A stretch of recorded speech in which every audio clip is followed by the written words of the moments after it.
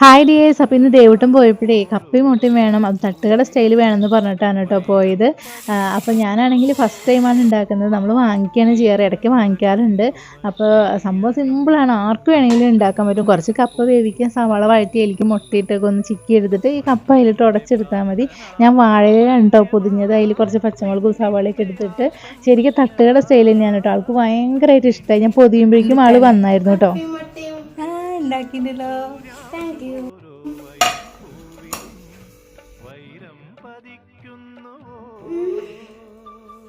Super.